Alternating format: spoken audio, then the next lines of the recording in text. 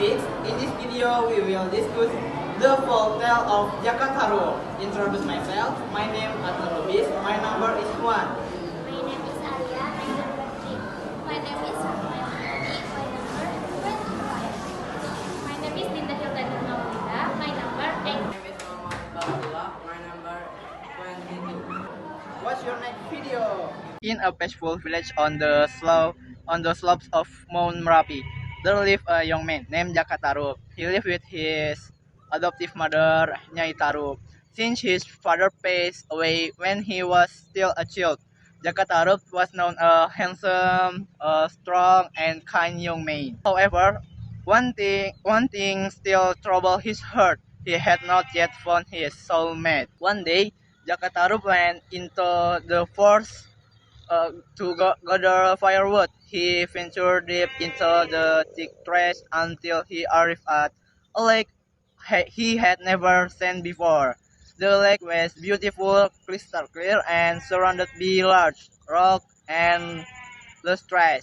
Suddenly, from behind the bushes, he heard soft laughter of women. Jakatarup crouched and peeked through the leaves. Who are they? He whispered to himself. He saw 7 stunningly beautiful women bathing in the lake. Their skin was radiant, their long hair flowed like silk, and their laughter sounded like music. On the lake's edge lay 7 colorful souls. Violet White crossed Jakataru quietly approached the file of swords. He took an emerald green one and hid it under his shirt. Soon the virus finished bathing and began preparing to return to the heavens. Uh, Two hairs swelled and filed one by one into the sky. Put one fiery rocket finally find Kid my fault in messing. She cried out. In this fit, the other pilots come to her seat. Calm down, Nawang Wulan. May it fell into the water. They searched everywhere, but the sword could not be found. We must return before the heavily get close, said one of the fires with heavy heart. The sick fires flew back to the sky, leaving Nawang Wulan. Being crying by the lake, scientist Jakatarup pretended to come out from the business. Oh, beautiful lady, why are you crying in such a lonely place? He asked, feeling innocence. Nawang turned and wiped her tears. I lost my world. With it, I cannot return to the heavens. The happiness, Jakatarup asked, surprised to you are not an ordinary human. Nawang Wulan nodded quickly. I am a fairy from the sky. Now I am trapped in this human world. In that case, come live with me and my mother. We will take care of you. Maybe your soul will turn off later. Jakatarup offered gently.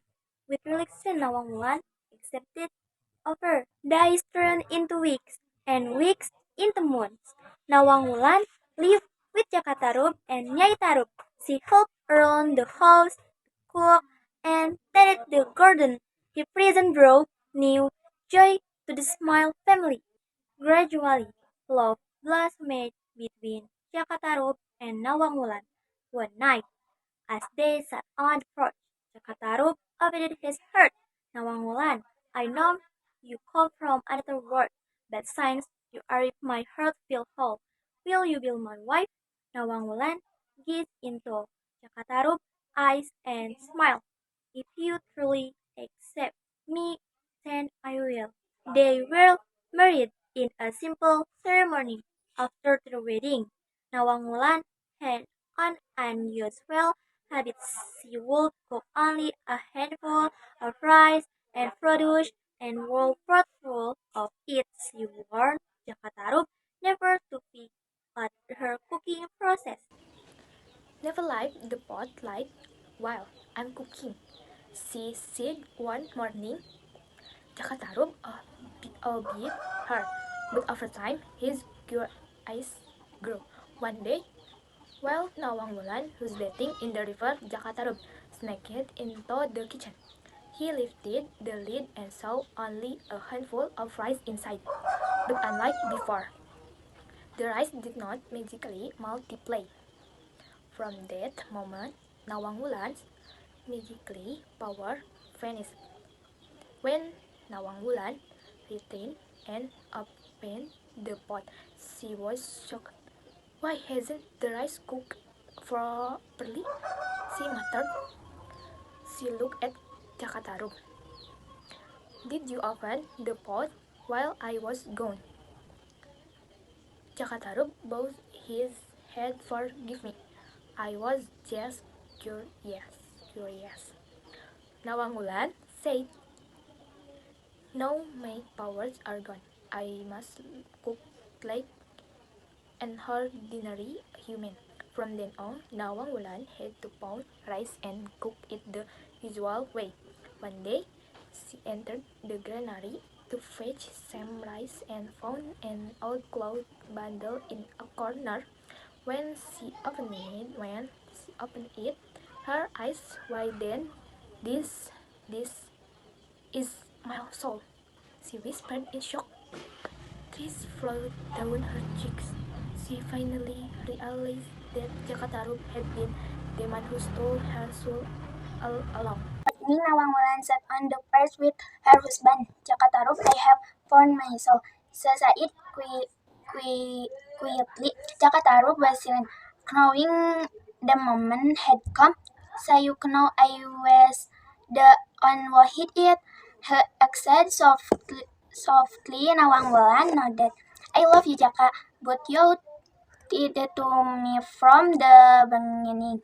I was afraid of losing you. Jakatarup said, his voice trembling. I honest, but I cannot stay in the woman for forever with you. Rise then well. The next morning before the sun rose, Nawang Wulan, who gathered her guilt, paneless team. She put on her shawl, walked to the lake, and sold flow back to the ski. Jakatarup looked upward, tears falling down his cheeks. He was filled with regret, but he could not undo what had been done. From that day on, Jakatarup raised his guilt with deep love, always holding onto the longing that never faded for his beloved with Nawang Wulan.